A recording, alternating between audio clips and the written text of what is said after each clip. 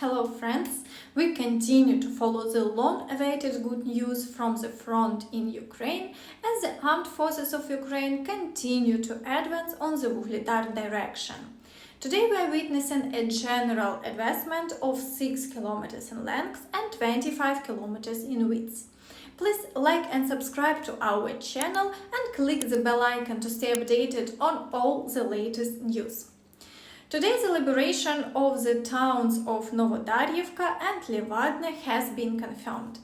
It is worth noting that the Ukrainian armed forces are advancing on two fronts, reclaiming these populated areas. Despite Russia's claim that Ukraine cannot achieve anything, the Ukrainian armed forces have already liberated over 90 square kilometers of territory. This information was reported by Hanna Maller. It should be noted that the Russians are making every effort to halt the advance, and we are witnessing a significant number of shelling incidents in the already liberated towns and other settlements near the front line. Even today, the Russians destroyed another dam on the Mokry Yaly River. Additionally, the Russians themselves have stated that due to worsening weather conditions, they are unable to actively utilize aviation and are focusing on intense ground battles. Furthermore, the Russians are showcasing their defensive lines and disclosing their plans for further withdrawal. War correspondent Rostislav Marsov has prepared a visual diagram illustrating the situation on the front as of the week. In the diagram, the blue line represents the reference front line at the beginning of the Ukrainian Armed Forces offensive.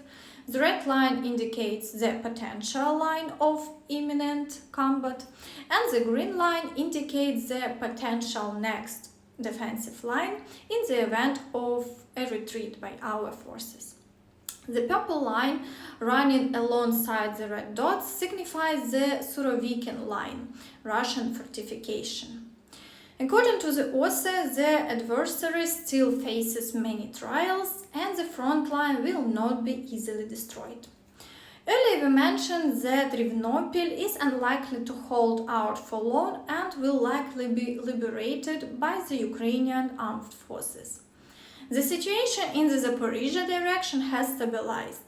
According to preliminary information, due to the recent rainfall, it is necessary to wait for the ground to dry before resuming the movement of vehicles. Therefore, artillery exchanges are taking place today, but no new offensive actions have been reported.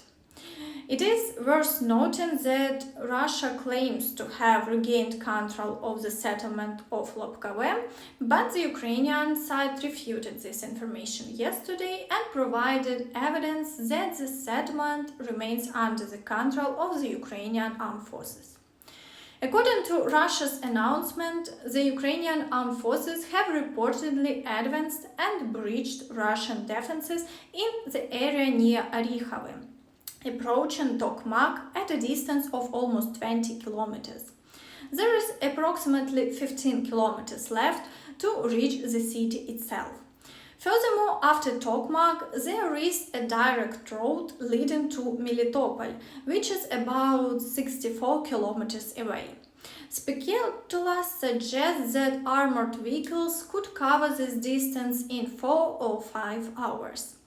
Russia intends to maintain its positions near Tokmak and has reportedly deployed some units from the Kherson region for this purpose.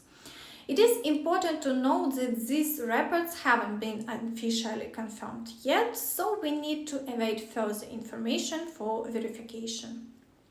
This situation remains challenging in the Kherson direction and the water level is decreasing very slowly. Currently, the water level continues to drop and has reached a mark of 3 meters and 20 centimeters. Compared to yesterday evening, it has decreased by 64 centimeters. Currently, there is a potential threat of another man-made disaster following the explosion at the Kakhovka hydroelectric power station. The Crimean Titan enterprise is utilizing approximately 200 tons of industrial ammonia. In the event of an explosion, there is a risk of the formation of an ammonia cloud that could spread within half an hour. This poses a significant threat to populated areas, including the occupied city of Armyansk, where the Russian authorities are preparing the evacuation of the occupation administration representatives and the local population, as well as the Krasnoperekopsk district and southern district of the Kherson region. In the Avdiivka direction, the occupants have decided to make another attempt to break through to the outskirts of Avdiivka. As before, there are shelling incidents along the entire front line, while the Ukrainian armed forces successfully hold their defense. The occupants are suffering losses, particularly in the south near Mariinka, where battles are also ongoing. Despite this, the front line remains unchanged. Currently, there is no counteroffensive in this direction, but according to Strelkov's statement, there is a possibility that the Ukrainian armed forces may break through to Donetsk in the near future. In the Bakhmut direction, the occupiers have resumed attacks on Ivanivsky and fighting continues in the area of Bila Hora.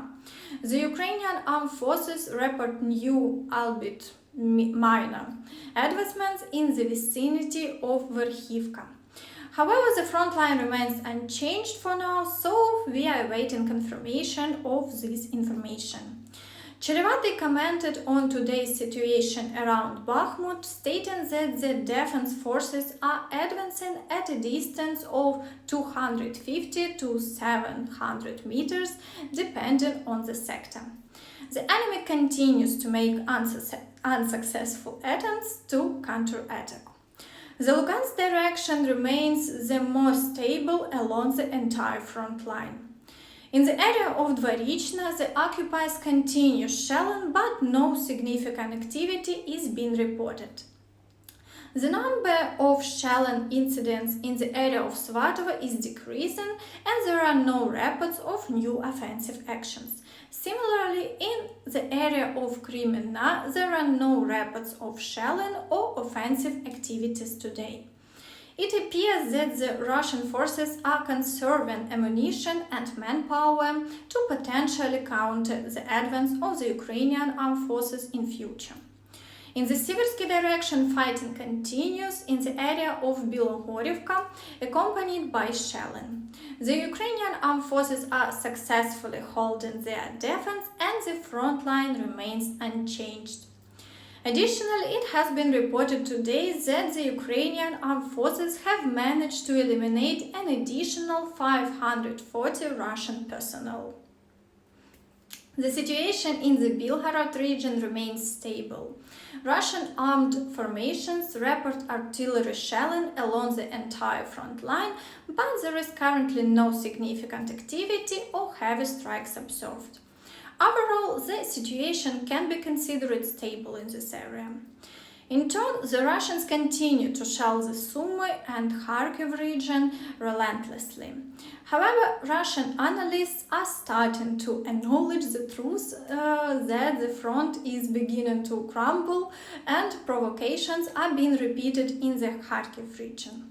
Everything is going according to plan, and the Russians are starting to realize that Ukraine will be free. Thank you for watching. Goodbye.